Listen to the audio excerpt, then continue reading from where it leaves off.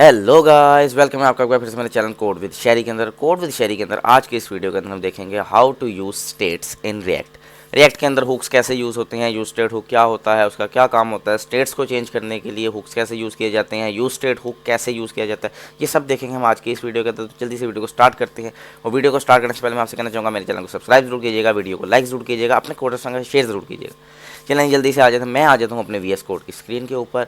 और last time हमने देखा था, हमने प्रॉप्स के ऊपर काम किया था, उससे पहले हमने कंपोनेंट्स बनाए थे, राउट्स यूज़ किए थे, ये सब चीज़ें मैं बता चुका हूँ रिएक्ट की सीरीज़ के अंदर। तो अब मैं चलता हूँ, मैं आ जाता हूँ अपने कंपोनेंट्स के ऊपर। अगर आप लोगों ने मेरी लास्ट वीडियोस नहीं देखी तो आप लोग मेरी वो वीडियोस भी देख सकते हैं, ताकि आपको ये चीज़ें क्लैरिटी के अंदर समझ आएँ।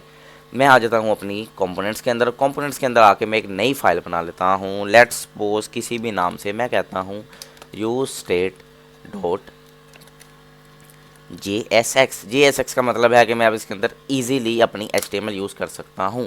अदरवाइज मुझे HTML के लिए यूज स्टेट चेंज करनी पड़ती है, कहाँ से आगे, यहाँ से आगे। तो सिंपल मैं यहाँ पे लिखना शुरू करता हूँ जी। मैंने लास्ट टाइम एक एक्सटेंशन इस्तेमाल की थी ES7 के नाम से, मैं यहाँ पे लिखता हूँ। जैसे ही मैं यहाँ पे लिखूँगा, हाँ मैंने इसको थोड़ा सा चेंज कर दिया, मैं इसको ठीक कर देता हूँ। ये लें जी, एक बार फिर से ये ठीक हो गई। अगर आप लोग ऐसे करेंगे तो ये ऑटोमेटिकली ठीक होगी। मैंने यहाँ लिखा RFCE react functional export components, और इसने मुझे क्या दे दिया, पूरा का पूरा सेटअप बना के दे दिया। सिंपल। अब मुझे यहाँ पे क्या करना है, मुझे बनानी है एक काउंटर ऐप। मैं बना रहा हूँ एक काउंटर ऐप। लेट्स सपोज मैं करता हूँ यहाँ पे आके एक H1 का टैग लेता हूँ और मैं यहाँ पे लिख देता हूँ जी काउंटर ऐप। ये मेरी काउंटर ऐप होगी। इसके अंदर मैं एक और H1 का टैग लगा देता हूँ और H1 के टैग के अंदर मैं लिख देता हूँ 0, कि ये मेरा काउंटर होगा। ठीक है। अब अगर मैं इसको चलाऊँ npm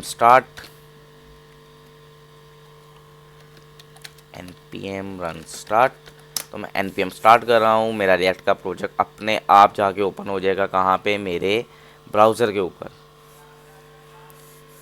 ये थोड़ा सा टाइम लेगा और उसके बाद ही ये फौरी तौर के ऊपर क्या हो जाएगा, अपना मूव कर जाएगा। मैं इसको किल टर्मिनल कर देता हूँ, सिर्फ एक टर्मिनल मुझे चाहिए। Come on.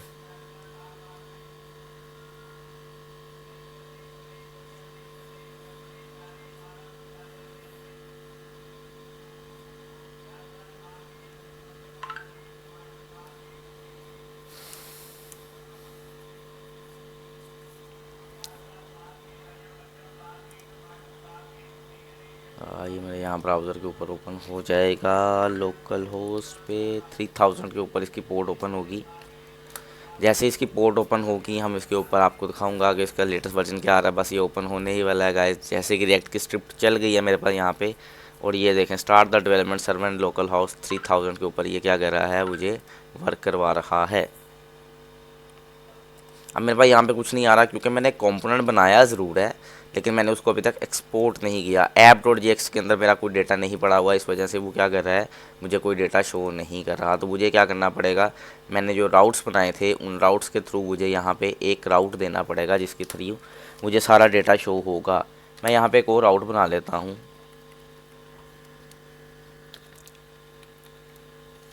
मैंने यहाँ पे एक और राउट बनाया, उसका पाथ सेट किया। पाथ आप अपनी मर्ज़ी का दे सकते हैं। मैंने यूज स्टेट यूज़ किया है, तो मैं पाथ दे देता हूँ जी स्टेट।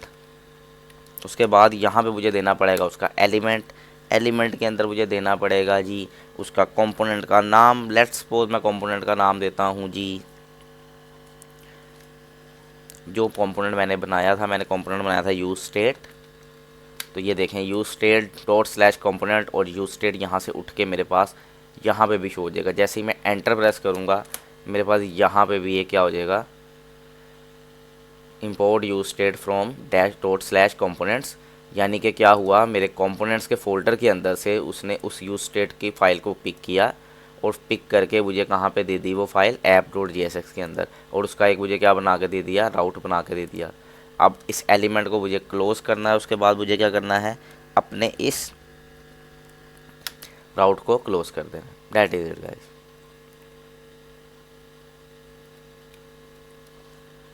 इसको भी मुझे क्लोज़ करना पड़ेगा स्लैश, और कुछ इस तरह से। तो ये मेरा कंपोनेंट रेडी हो गया। अगर आपने मेरी ये वाली वीडियो नहीं देखी तो आप लोग जाके मेरी राउटिंग वाली वीडियो देख सकते हैं, जिसमें मैंने डिटेल के अंदर ये सब चीज़ें बताई हैं। उसका पाथ आपको यहाँ से ही मिल जाएगा।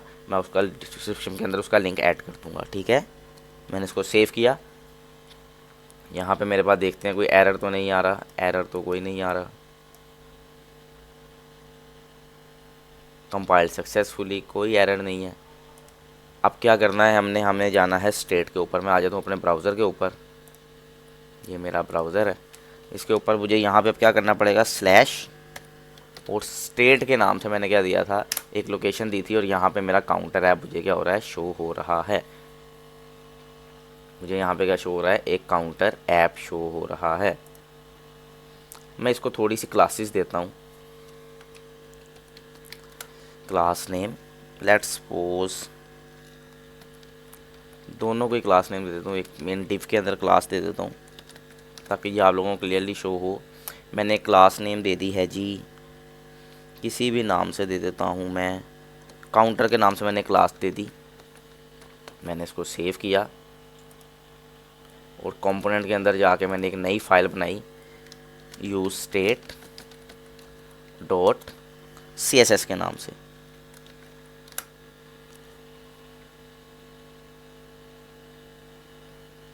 यूज स्टेट डॉट CSS के नाम से मैंने एक फ़ाइल बनाई और यहाँ पे मैंने क्लास दी थी, तो मुझे क्या करना पड़ेगा, क्लास यूज़ करनी पड़ेगी डॉट काउंटर।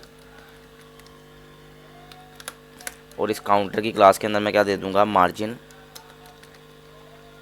लेफ़्ट 50%।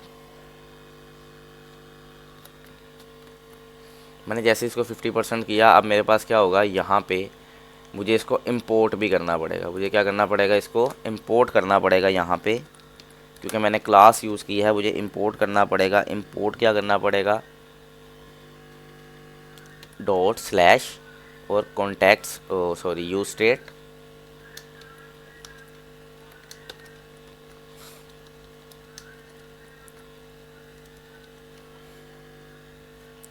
ये फाइल बन गई है, सेव भी हो गई है।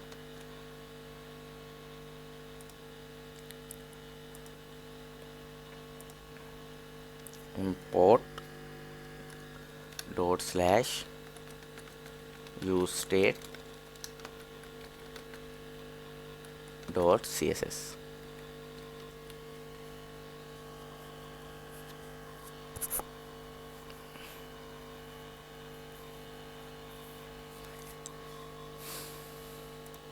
यहाँ पे आया और ये देखें जी, मेरा काउंटर ऐप की ऐप यहाँ पे शो हो गई है जी। इसका मतलब है मेरा कोड क्या कर रहा है, रन कर रहा है।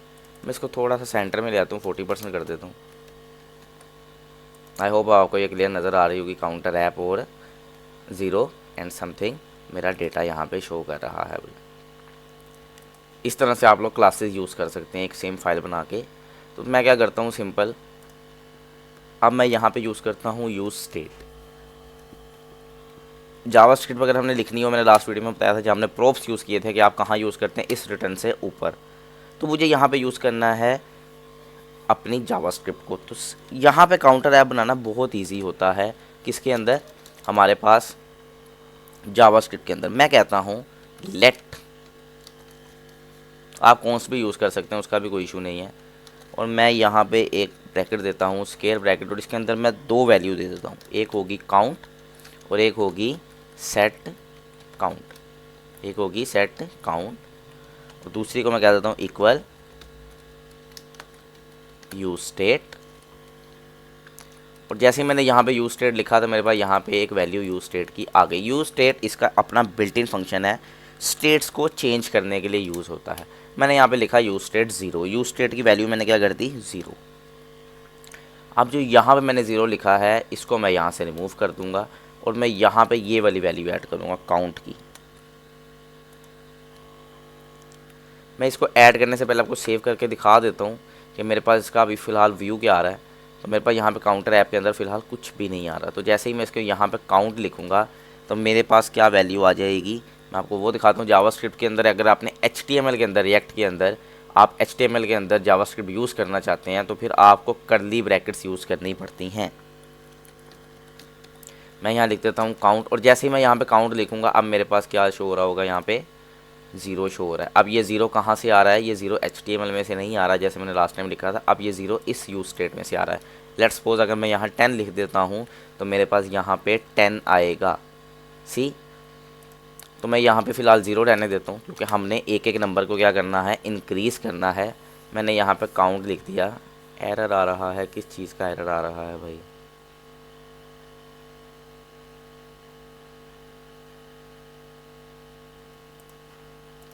खैर चलते हैं फ़िलहाल। अब मैं क्या करता हूँ, अब मुझे यहाँ पे एक बटन भी चाहिए। मुझे यहाँ पे एक बटन चाहिए जिसको मैं क्या कर सकूँ, प्लस कर सकूँ। मैंने एक प्लस के नाम से यहाँ पे बटन बना लिया। मेरा यहाँ पे एक बटन बन गया जो कि अभी वर्क नहीं कर रहा, तो मुझे इसके ऊपर क्या लगाना पड़ेगा, कोई फंक्शन लगाना पड़ेगा, कोई इवेंट लगाना पड़ेगा। लाइट्स ऑन क्लिक और उसके अलावा समथिंग ऑन माउस ओवर, कुछ भी लगा सकता हूँ मैं इसके ऊपर। तो मैं क्या करता हूँ, पहले एक फ़ंक्शन बना लेता हूँ जो इसके ऊपर वर्क करेगा। मैं कहता हूँ लेट प्लस के नाम से आप एक फ़ंक्शन बनाओ, या ऐड के नाम से एक फ़ंक्शन बना लो, और आप क्या करो, उस फंक्शन के ऊपर एक एरो फंक्शन बनाओ। लेट ऐड के नाम से एरो फंक्शन बनाओगे, और इस एरो फंक्शन के अंदर आप क्या वैल्यू दे दोगे, आप दे दोगे जी सेट काउंट। और सेट काउंट के अंदर क्या होगा, एक वैल्यू इंक्रीज हो जाएगी, किसकी, काउंट प्लस 1 की। कि जैसे ही मैं इस बटन के ऊपर क्लिक करूँगा तो क्या होगा, मेरे काउंट के अंदर एक वैल्यू क्या बढ़ जाएगी, और ये सेट काउंट की वैल्यू क्या हो जाएगी। हमारे पास जो वैल्यू स्टेट के अंदर चेंज होती है वो सेट काउंट की होती है, और उसके अंदर हम किसकी वैल्यू चेंज करवाते हैं, ओरिजिनल वैल्यू चेंज करवा देते हैं। तो इस प्लस के बटन के ऊपर अगर अभी मैं ये फंक्शन बनाने के बाद भी क्लिक करूँगा तो ये फंक्शन वर्क नहीं करेगा।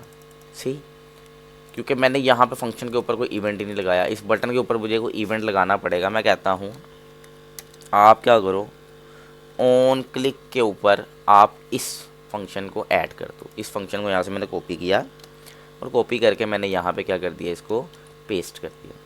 डैट इज़ इट गाइस, मेरा काम हो गया। मैंने इसको जैसे ही सेव किया, अब मैं यहाँ पे इस फंक्शन को यूज़ कर सकता हूँ। 1 2 3 4 5 6 7 एंड सो ऑन।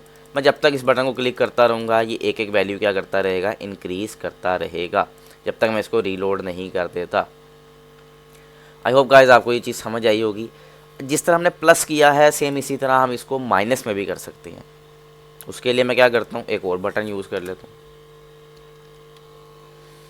जैसे मैंने प्लस यूज़ किया है, मैं एक और बटन यूज़ करता हूँ, और उसके ऊपर मैं लिख देता हूँ जी सिम बटन। अब ये बटन क्या कर रहा था, प्लस कर रहा था, इसको मैं माइनस कर देता हूँ। इस बटन को मैंने माइनस कर दिया, अब ये बटन मेरे पास रेडी हो गया। अब सेम इसी तरह मैं क्या करूँगा, यहाँ पे एक और फंक्शन बना लूँगा, लेट सपोज सब्ट्रैक्ट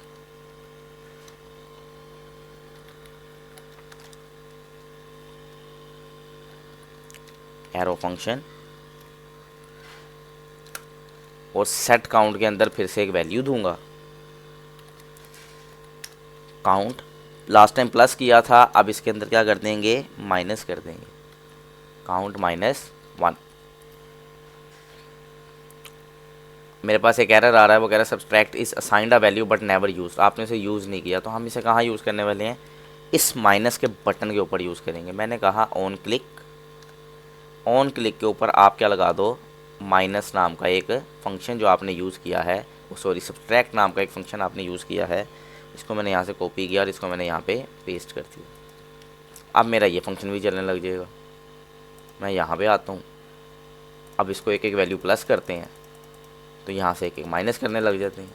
लेकिन इसमें एक इशू आ रहा है, ये माइनस के अंदर भी वैल्यू दे रहा है, और मुझे माइनस के अंदर वैल्यू नहीं चाहिए, क्योंकि काउंटर के अंदर क्या होना चाहिए, वैल्यू 1 से लेके आगे जितनी मर्ज़ी मैं लेके जाऊँ, लेकिन 0 पे आके वो क्या हो जानी चाहिए, स्टॉप हो जानी चाहिए।